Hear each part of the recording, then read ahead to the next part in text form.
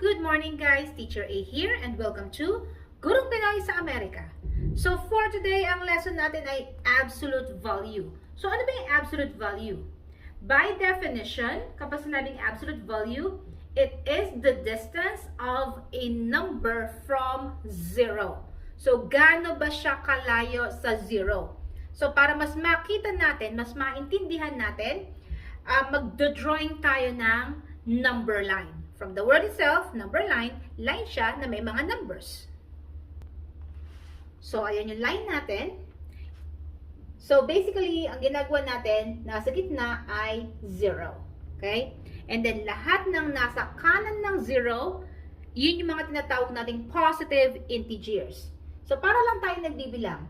After ng 0, susunod ay 1, and then 2, and then 3, and then 4, next is 5, and then kung mapapansin nyo, may arrow siya sa dulo, which means pwede pa siyang i-extend infinitely. Okay? And then sa kaliwa naman, yun yung mga negative integers. So parang sa positive din, para lang din tayong nag-a-add. So ito yung common mistake ng mga bata. Ang ginagawa nila, ang negative 1 ay nasa left, tas negative 2, negative 3, that's wrong. So kung nasaan yung 0, after ng 0, yun agad yung negative 1. So we have negative 1 here, negative 2, negative 3, negative 4, negative 5, and so on and so forth. Okay? Now, using this number line, may papakita natin yung absolute value ng isang number. For example, number 1. Ang absolute value nga pala, yung symbol niya ay dalawang vertical lines. Okay?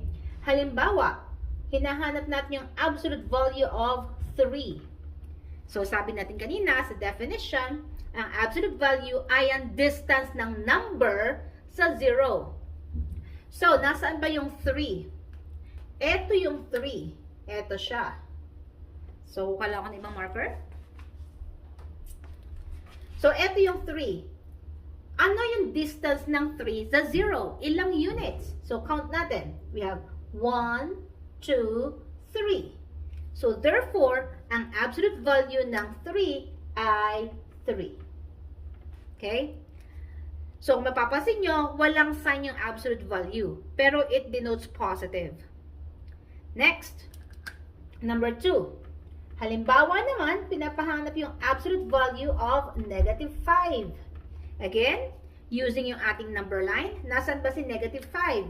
Ayun siya. So, eto si negative 5. So, ano yung distansya ni negative 5 sa 0? So, i-count ulit natin. We have 1, 2, 3, 4, 5. So, ang absolute value ng negative 5 ay 5. Okay? Next, number 3. Let's say, hinahanap natin yung absolute value ni 4. So, again, yun yung distance ng 4 sa 0. So, hanapin natin si 4. So, eto si 4. Ano yung distance ni 4 sa 0? So, from 0, count natin. We have 1, 2, 3, 4. So, therefore, ang absolute value ng 4 ay 4. Okay? So, observe nyo yung mga sagot natin. Kung mapapasin nyo, kung ano yung number sa loob, regardless of the sign. Sabihin, wala siyang sign, yun yung absolute value niya. See, absolute value of 3 is 3. Absolute value of negative 5, ano ba yung number? That's 5. Yung walang sign, 5. Absolute value of 4 is 4. So, ganun lang yung technique doon. Kung ano yung number sa loob, regardless of the sign, yun yung absolute value niya. Example, absolute value of negative 2 is 2. Absolute value of 1 is 1. Absolute value of negative 5 is 5. So, kung ano yung number, yun yung absolute value niya. Okay, so sagutan natin tong 3 numbers without using the number line. So, absolute value of negative 15, ano yung number sa loob na walang sign? 15. So, therefore, yun yung absolute value niya. Absolute value na 30. So, ano yung number? 30. Next, absolute value of negative 100. Ano yung number na walang sign? 100. So, ganun lang siya kasimple. Now, paano naman kung may operation na involve? Example. Okay, so, i-perform natin yung given na operations na meron tayong mga absolute value na numbers. Okay?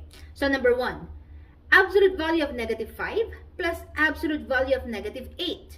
So, ano ba yung absolute value ni negative 5? Again, tingnan mo yung number sa loob. So, yung absolute value niya, and that is 5. And then plus absolute value of negative 8. That is just 8. So, add them together. 5 plus 8, the answer is 13. So, therefore, ang absolute value ni negative 5 plus absolute value of negative 8 is 13. Ganun lang kasimple. Next, number 2.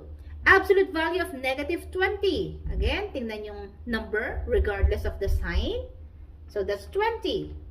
Minus absolute value of 6. That's 6. Kung ano yung number sa loob. Then, isolve. 20 minus 6 is 14. So, therefore, absolute value of negative 20 minus absolute value of 6 is 14. Next, hala, may negative sign sa labas. So, kopyahin natin yung negative sign kasi nasa labas siya, hindi siya kasama sa loob. So, negative.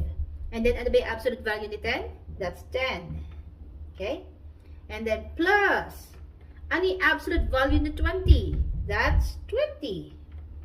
Then, kopyahin yung sign ulit. Minus. Ano yung absolute value ni negative 5? That's 5. There. So, solve natin. Negative 10 plus 20, magkaiba ng sign. So, i-subtract. Magiging 20 minus 10 siya. The answer is 10 minus 5. So, 10 minus 5 is 5. So, that's it. Kung natuto kayo sa aking video, kindly give me a like para i-share to ni YouTube sa iba. And please don't forget to subscribe if you are not yet a member of my community, Gurong Pinay sa Amerika by Teacher A. Okay? So, see you in my next video. Paalam!